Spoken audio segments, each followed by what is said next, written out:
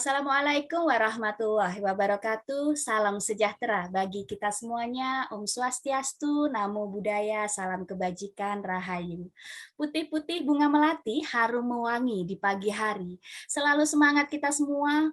Mari mulai undi podcastnya.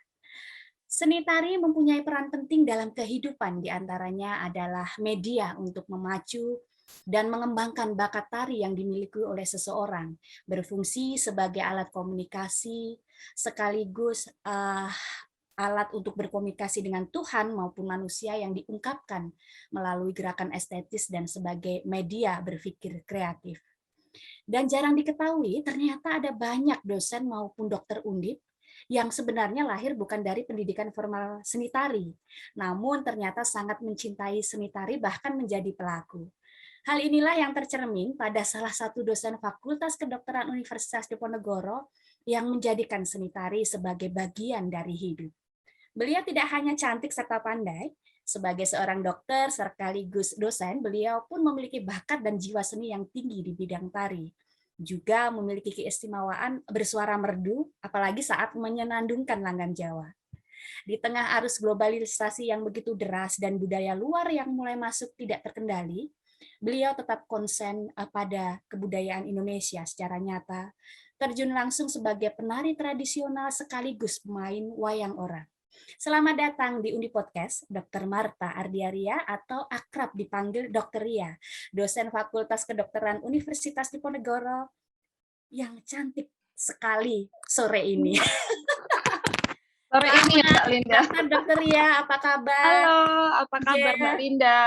Ya, sehat ya dok? Tetanggaan sehat, panggil alhamdulillah. Mbak Linda juga sehat kan? Ya, sehat. Alhamdulillah juga sehat. Dan mohon maaf mengganggu waktu sibuknya. Kami sudah lama sekali ingin mengundang di Undi Podcast dan baru kesampaian di bulan ini ya dok ya. Mohon maaf ya, kemarin kan karena sibuk membantu mengurusi pasien COVID, jadi ya konsentrasinya lebih banyak ke sana, sampai rumah tuh tenaganya habis ya untuk istirahat, untuk makan. Nah sekarang udah mereda, syukurlah sudah mereda, jadi saya punya waktu ngobrol sama Mbak. Alhamdulillah juga kita sudah ini ya, sudah tidak ada nol COVID ya dok katanya ya dok, atau bagaimana nih? Ya kalau persisnya saya kurang paham apakah 0 atau masih 1 digit gitu ya, tapi sejak beberapa minggu yang lalu sih memang hanya 10 kalau kita lihat di Peduli Lindungi, jadi banyak bangsal isolasi yang sudah ditutup terus. Oke, Mbak Linda. Ya. Oke, baik. Sekarang kita tidak membahas COVID karena tema kali ini adalah dokter sekaligus dosen yang sangat konsentrasi terhadap kesenian, terutama kesenian Jawa dan kesenian Jawa tradisional berupa seni tari begitu dok. Nah ini dok, langsung kita ke pertanyaan awal nih dok. Kan arus globalisasi yang begitu deras ini tentunya kan membuka peluang bagi banyaknya budaya luar yang masuk. Akan tetapi dokter tetap teguh mencintai kebudayaan Indonesia secara nyata dan fokus pada seni tari. Apa yang membuat dokter begitu mencintai seni tari dan sejak kapan nih jatuh cinta pada seni tari begitu? Ya, kalau seni tari atau seni tradisi mungkin ya secara umum, karena memang nggak hanya tari aja passion saya sebetulnya. Itu dari kecil, mungkin di darah saya juga sudah mengalir ya gen untuk itu, karena memang keluarga besar saya banyak yang bekerja seni gitu. Jadi kalau ditanya sejak kapan saya mulai mencintai seni atau belajar seni gitu ya, untuk tari dari kecil banget Mbak, dari TK mungkin sampai sekarang gitu. Tapi ya nggak terus intensitas tinggi terus karena kan harus membagi waktu dengan sekolah, dengan bekerja gitu. Jadi ya nggak jago-jago banget sih sebenarnya, cuma seneng gitu. Saya adalah pecinta seni gitu. Jadi bukan artis, bukan seniman, bukan ya. Artis itu kan sebetulnya seniman itu apresiasi yang cukup tinggi loh, Mbak. Seniman tuh susah banget loh. Saya nggak berani menempatkan diri sampai di sana. Tapi kalau saya pecinta seni, iya gitu. Iya. Tapi setidaknya kalau di Semarang sendiri, kalau kita menyebut ada dokter Ria dari Fakultas Kedokteran Undip, siapa sih yang tidak kenal? Karena memang ada beberapa dokter dulu, almarhum Prof. Edi Darmana yang memang konsen ya dokter Ria. Nah, ini juga dokter Ria sendiri juga sangat jujur saja sangat dikenal oleh para seniman-seniman di Jawa Tengah, khususnya di Semarang begitu loh. Jadi kami selaku orang Undip pun merasa juga sangat bangga. Oh, ada dari Fakultas Kedokteran, dosen sekaligus dokter juga mencintai seni, terutama seni tari begitu. Lantas bagaimana nih Dok, strategi atau upaya Dokter Ria untuk turut atau tetap mengembangkan tari tradisional yang mungkin dianggap bagian apa ya yang kuno begitu di era sekarang ini? Ya, kalau saya sih mungkin posisinya tidak seluhur atau setinggi Prof. Edi ya, karena kalau beliau itu kan konseptor, aktor di belakang layar, artinya semua segala macam kerepotan yang berkaitan dengan pelestarian tari Jawa atau wayang mungkin ya, kalau di Semarang wayang orang, itu beliau terlibat. Kalau sekarang mungkin lebih ke arah Dokter Santoso, spesialis penyakit dalam konsultan ya hematologi onkologi, beliau itu yang memposisikan diri menjadi penerus Prof. Edi gitu, atau Dokter Meta juga, Dokter Meta patologi klinis. Jadi di Fakultas Kedokteran tuh banyak dari kami yang berkecimpung di dunia seni itu sebetulnya banyak. Hanya mungkin karena Mbak Linda tuh tetangga saya, jadi tahunya saya gitu ya. Oh, Nah kalau besok siap-siap besok sama iya, beliau-beliau ya. iya boleh, karena kontribusinya tuh besar Mbak Linda. Kalau saya itu mungkin dikenal karena saya yang tampil di panggung Mbak. Tapi justru sebetulnya porsi saya tuh nggak terlalu besar dalam hiruk pikuk kerepotannya itu, saya nggak terlalu terlibat karena saya seneng dari kecil sudah menari, kemudian disuruh tampil gitu ya saya dengan senang hati, amat sangat senang karena memang itu passion saya gitu. Tapi dalam skala kecil sih saya merasa secara tidak langsung ya mungkin turut walaupun kecil usahanya yang namanya muri-muri itu mungkin saya terlibat dalam porsi yang kecil karena saya memang pelaku begitu, walaupun tidak terlalu intensif gitu ya. Tapi kalau dalam skala besarnya saya rasa saya nggak ada peran apa-apa sih Mbak, karena gini, sejujurnya saya mencintai budaya saya sendiri, mencintai seni tari Jawa dan lain sebagainya. Itu memang saya tidak dengan angan-angan yang amat mulia dan luhur dan sangat besar bahwa saya mencintai ini supaya ini lestari sampai kapanpun gitu. Bukan, karena saya merasa itu tuh terapi untuk diri saya sendiri. Jadi saya menemukan ketenangan, menemukan cara berpikir yang lebih jernih, sudut pandang yang lebih komprehensif, itu saya dapat dari dunia di luar pendidikan formal saya, kegiatan baik seni maupun olahraga gitu. Jadi saya merasa bahwa saya itu justru berhutang di seni budaya karena saya menganggap itu sebagai terapi yang harapan saya membuat saya menjadi orang yang lebih halus dan punya cara pandang yang tidak monoton gitu, sehingga itu penting banget di dunia formal saya sebagai dokter, sebagai dosen, bahwa kita memang tidak bisa menghakimi sesuatu, memandang sesuatu tuh secara sempit aja tuh nggak bisa. Dari berbagai macam sisi, baru kemudian kita persempit kemungkinannya, kita singkirkan kemungkinan yang paling kecil peluangnya, baru kemudian mengerucut ke suatu simpulan, misalnya seperti itu. Nah, cara berpikir demikian ternyata mungkin teorinya saya dapat di dunia formal di pendidikan gitu, tapi prakteknya itu banyak saya dapat di dunia informal saya yang tadi saya sebutkan tadi gitu Mbak. Itu jadi kalau saya dianggap sebagai wah ini dokter pelestari itu tuh menurut saya overrate gitu. Jadi over itu artinya saya sendiri ngerasa nggak pantas untuk itu semua karena awalnya bukan demikian, walaupun secara tidak langsung dengan saya berkecimpung itu ya paling tidak ikut membuat itu menjadi ramai, nggak punah dan lain sebagainya gitu Mbak Linda. Iya, berarti apapun itu sebenarnya kontribusi kita entah itu besar maupun kecil pasti tentunya akan dipandang oleh masyarakat begitu ya Dok. Dan tentu kita juga sangat berterima kasih pada almarhum Prof. Edi Darmana yang sangat nguri-nguri budaya Jawa terutama di Semarang gitu. Kemudian nih Dok, di tengah kesibukan tadi sudah sempat disampaikan di tengah kesibukan sebagai seorang dosen, kemudian dokter, bagaimana membagi waktu saat latihan dan jika ada banyak pementasan begitu. Kita sudah tahu nih kesibukan sebagai seorang dokter bagaimana, kemudian kok ya masih sempat begitu untuk meluangkan waktu mengikuti pementasan begitu, Dok. Nah itu dia, itu yang kita tidak bisa bahas kalau sudah menyangkut hobi Mbak. Bisa nggak bisa, cukup nggak cukup waktunya, pasti dicukup-cukupkan gitu. Dan di antara kita biasanya memang latihan itu malam banget Mbak, karena menunggu jam kerja selesai itu kan masih jam 4 ya Mbak ya. Kalau dokter kan jam 4 sampai jam 7 itu prime time, mencari sesuap nasi nggak sorry maksudnya kerja di rumah sakit gitu ya. Latihannya ya setelah itu Mbak, jam 8, jam 9 sampai jam 10 gitu ya. Memang iya itu cukup menyita energi ya gitu. Tapi kalau kita jalankan dengan senang hati, ya nyatanya bisa-bisa aja tuh gitu. Dan tidak mengganggu sektor formal kita, itu yang paling penting. Jadi melakukan sesuatu dengan rasa bahagia, intinya seperti itu ya, Dok? Ya, dengan passion, dengan Oh, passion. dengan Jadi, passion. jadi tidak apa menimbulkan kelelahan atau kita berhitung, waduh kok waktu saya habis, waduh kok uang saya keluar gitu kan kita nggak berhitung itu semua. Kalau kita cinta, kita passionate, memang tekor pun dijalanin kan ibaratnya gitu. Oke, luar biasa sekali. Ini saya jadi pingin ya. Kesibukan saya apa ya? Nggak ada kesibukan. Baik baik. Kemudian Dok, tarian ya, kita membahas soal tarian nih, Mm-mm. tarian yang menjadi favorit Dokter, kemudian ada kisah apa di balik tarian yang menjadi favorit itu dan, Ya. juga sering menggelar pementasan di mana begitu, Dok? Ya, oke. Kalau tarian sebetulnya kan saya memang tidak berangkat dari Jawa klasik gitu ya. Jadi belajarnya ya TK, SD, SMP cuma di sanggar-sanggar biasa aja.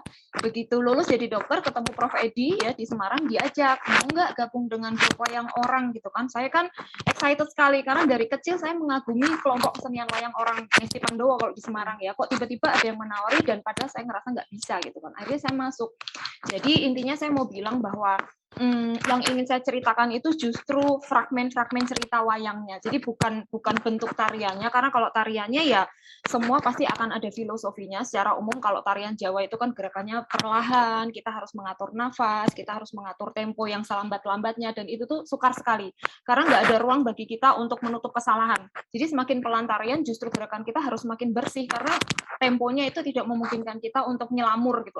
Salah dikit nggak kelihatan, kita nggak bisa gitu. Tapi kalau di wayang itu kan memang syarat cerita ya, selain gerakan cuplikan dari tarian juga setiap fragmen itu melambangkan filosofi yang dalam gitu. Dan yang membuat saya terkesima itu intinya begini, kalau cerita wayang apapun itu selalu melambangkan berbagai macam karakter watak yang ada pada manusia dari zaman dulu sampai zaman sekarang. Jadi karakter itu adalah energi sifatnya abadi, selalu ada orang yang baik banget, orang yang kurang baik ya, orang yang hobinya apalah macam-macam itu akan selalu ada, tapi sosoknya berbeda-beda, tapi energinya akan tetap ada. Dan in the end ya sama kayak film Hollywood ya, separah apapun ceritanya di awal gitu, di akhir selalu dengan penuh harapan dan value yang positif itu akhirnya sifat-sifat yang baik akan memenangkan pertarungan. Jadi ya kira-kira dalam hidup ya seperti itu cara menyikapinya, karena wayang itu kan artinya bayangan. Jadi bayangan akan apa yang ada di dunia ini dari zaman dahulu kala sampai nanti, sampai dunia ini nggak ada lagi. Itulah kira-kira itu nilai yang membuat saya ya gitulah terkesima. Ya, kemudian tadi menggelar pementasan di mana aja nih, Dok? Oh ya, kalau yang wayang orang itu kan rutin ya Mbak, dulu ada gedungnya, tapi kalau COVID enggak. COVID mereka siarannya pakai Instagram kalau nggak salah ya. Tapi kalau tarian yang paling jauh yang saya pernah itu diajak Prof Edi. Jadi atas nama Undip kami pergi ke Belanda tahun 2012 itu untuk menghadiri acara pameran apa ya namanya, Malam Kesenian Indonesia gitu ya. Pasar Malam Indonesia namanya kalau nggak salah. Dari sana kita tampil 2 hari Mbak, membawakan beberapa tarian dan 1 fragmen ketoprak gitu. Itu yang paling jauh sih. Oh, berarti pernah sempat ke luar negeri karena undangan begitu? Iya, karena undangan. Dan itu pertama kali saya keluar negeri. Pertama kali saya keluar negeri ke Belanda, nggak bayar pula, terus disuruh nari. Itu rasanya tuh seneng banget. Saya jadi bayangin kalau saya dulu nggak nari, kayaknya sampai tahun segini nggak pernah keluar negeri. Walaupun nggak pernah keluar negeri itu juga nggak apa-apa banget gitu, nggak apa-apa banget. Cuman ya karena hal yang menjadi hobi sejak kecil, kemudian membuat kita kesana itu sesuatu yang itu membuat saya bahagia banget saat itu. Oke, berarti dari tari kita juga bisa kemana-mana ya, Dokter Ria? Iya banget Artinya malahan. iya, Iya. oke. Iya. Kemudian Dok, tadi Dokter Ria juga sempat menyampaikan bahwa tari bagian dari healing. Saya juga pengen tahu nih Dok, sebenarnya apakah tari benar-benar bisa menjadi semacam terapi bagi kita yang sering disibukkan dengan berbagai rutinitas hidup gitu loh? Apa benar-benar bisa mendatangkan manfaat begitu? Ya, kalau teorinya dan menurut saya sendiri juga ya, itu kan bagian dari meditasi sebetulnya. Meditasi itu kan istilah yang sangat umum yang artinya adalah sesuatu yang membuat kita tenang. Jadi terminologi itu maknanya luas sekali. Ada yang orang tenang kalau sembahyang, orang tenang kalau zikir misalnya, orang tenang kalau menyanyi, kalau main musik, kalau tidur mungkin kalau membaca gitu. Tapi sebagian orang merasa tenang itu ketika dia menari, kayak saya misalnya, menari yang temponya lambat dan iramanya kalau di gamelan Jawa itu kan irama bawah Mbak, tidak berdenting-denting di atas tapi ngebas di bawah gitu, dan itu terus diulang-ulang Mbak, itu terus diulang-ulang Mbak. Itu tuh teorinya memang membangkitkan gelombang-gelombang di otak yang membuat kita tuh merasa tenang gitu. Jadi saya merasa saya menari itu ya salah satu bentuk meditasi saya gitu. Oke. Dan Wah, iya, kapan-kapan kita bisa menari bareng, biar stres saya juga agak hilang begitu di kalau tengah. Mbak kan penyair, mungkin dengan menulis-nulis, Kita kemudian oh, iya apa? iya iya. Ya kan Oh, iya, beda-beda bisa? bentuknya. Iya, Bisa benar kan? benar. Ya seperti itu Mmm, yang Mbak Winda rasakan, saya rasakan ketika oke. saya menari. Oh, iya iya. Sekali-kali mungkin kita bisa kolaborasi begitu ya, Dok, ya? Antara Boleh. tari dan puisi begitu. Ya, Dok. Iya. Kemudian, Dok, pesan apa yang sebenarnya ingin Dokter Ria sampaikan kepada generasi muda dan juga masyarakat melalui seni tari? Ya, mungkin terkhusus untuk mahasiswa saya, mahasiswa Fakultas Kedokteran gitu kan, ya secara umum juga untuk masyarakat juga bisa gitu. Tapi kalau untuk mahasiswa kedokteran itu kan stigmanya kita sekolah sibuk banget, belajar, nggak punya waktu untuk yang lain gitu ya, tiba-tiba harus terjun ke masyarakat. Nah, ini saya menyarankan kepada adik-adik saya mahasiswa FK itu untuk belajar tetap harus prioritas nomor satu supaya kita kompeten di bidang kita gitu ya. Tapi soft skill yang lain itu tetap harus kita asah melalui berbagai macam kegiatan yang di luar akademis gitu. Misalnya kalau saya yang menari gitu, karena contoh nyatanya dengan saya menari itu saya merasa saya lebih bisa mengendalikan emosi gitu. Karena kan gerakannya tuh memang pelan-pelan dan harus tahan nafas kan Mbak, atur nafas gitu ya. Kemudian terbiasa tampil di depan umum itu kalau untuk saya membawa keuntungan kemampuan verbal akan lebih terlatih gitu ya. Kemudian masalah disiplin waktu karena dengan berbagai macam kegiatan dan kita masih harus sekolah, masih harus berkarir, itu kan artinya kita dituntut untuk bisa mengatur waktu dengan baik, punya manajemen waktu yang baik gitu ya.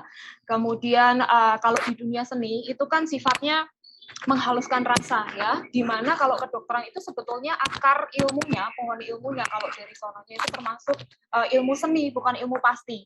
Karena yang kita hadapi adalah manusia dengan segala macam variabel yang mempengaruhi gitu ya. Jadi bukan yang terjadi di manusia itu tidak pernah terjadi karena faktor tunggal, pasti karena interaksi banyak hal gitu. Maka kita dituntut untuk memiliki sudut pandang yang komprehensif gitu ya, tidak judgmental, kemudian selalu luas, selalu apa namanya istilahnya resilient kalau zaman sekarang ya, fleksibel mengikuti perubahan atau kemudian fleksibel dalam mengakui kita lemah di bidang ini dan itu sehingga harus belajar lagi, harus catch up. Nah, semua sudut pandang itu ternyata saya dapat ketika saya berkecimpung di dunia seni. Terjemahannya demikian gitu ya. Jadi saya rasa untuk adik-adik saya ya, kemudian untuk masyarakat mungkin yang merasa relevan dengan bidang ini, ayolah kita berkegiatan di bidang-bidang yang memang mengisi waktu kita dengan hal-hal yang positif gitu ya, membangkitkan rasa yang bahagia, menghaluskan rasa, tidak harus menari tidak gitu, tapi Anda bisa pilih sesuai dengan preferensi Anda sendiri. Kemudian yang terakhir yang paling penting, masalah budaya sendiri gitu ya Mbak ya. Kan memang sekarang globalisasi itu kayak di seluruh dunia tuh semuanya saling bertukar informasi. Jadi nyaris mungkin nggak ada bedanya gitu ya. Saya tidak bicara budaya kita lebih bagus dari tempat lain atau mungkin Korea lebih bagus dari Jawa itu enggak, karena semua pasti punya sisi baiknya sendiri dan punya sisi kurangnya sendiri gitu ya. Jadi sebetulnya posisi kita itu sejajar gitu. Jadi jangan pernah merasa inferior karena budaya orang lain, jangan pernah merasa harus sama dengan ini dan itu, just be yourself gitu. Karena dengan menjadi diri Anda sendiri itu bukan sesuatu yang salah, bukan dosa juga gitu. Itu nggak apa-apa banget. Yang penting sepanjang apapun yang kita lakukan, apapun yang kita pilih itu merupakan hal yang bertanggung jawab baik untuk diri sendiri maupun pada orang lain gitu. Luar biasa. Ayo para mahasiswa tolong didengarkan. Ini Dokter Ria masih menjadi ini pembina dari UKM EKM Seni. Masih Oh, paduan masih. suara yang paling sering menghubungi saya karena banyak kegiatan. Kalau yang UKM Jawa tapi di tingkat departemen itu masih sih secara legal formal masih, tapi mereka vakum dulu kegiatannya karena kan memang wahana untuk mementasannya tuh mungkin nggak terlalu gampang ya Mbak ya, walaupun bisa sih lewat Zoom seperti ini tapi mungkin kurang greget untuk mereka, tapi masih dengan Luar senang hati biasa. kalau itu. Iya. Wah, narasumber kita kali ini memang luar biasa sekali. Nah, ini pertanyaan terakhir nih, Dok, sebagai dosen ya, sebagai dosen Undip, kemudian tadi sudah disampaikan pandangan dokter secara umum, baik umum dan khusus mengenai seni ya, terutama seni tari. Nah, sebagai dosen Undip, apakah harapan Dokter Ria untuk kemajuan Undip menuju World Class University begitu? Ya, Tentu saja kalau untuk menuju ke arah world class university itu kan harus semua komponen yang ada di Undip, semua stakeholder-nya itu maju beriringan bareng-bareng gitu ya.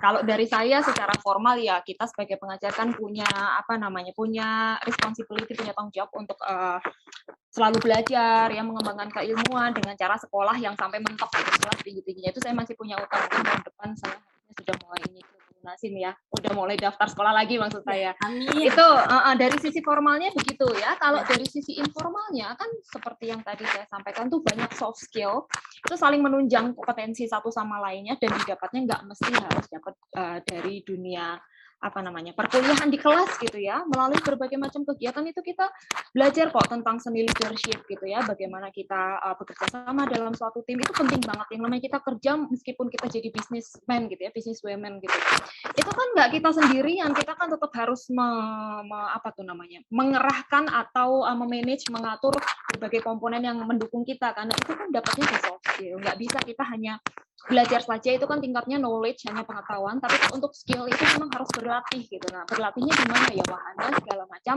unit kegiatan mahasiswa yang sudah ada di Undip gitu. Anda silahkan pilih yang sesuai dengan keinginan Anda, tapi jangan sampai Anda tuh nggak ngikut apa-apa hanya karena alasannya saya takut nilai saya jelek gitu, saya harus belajar terus segala macam.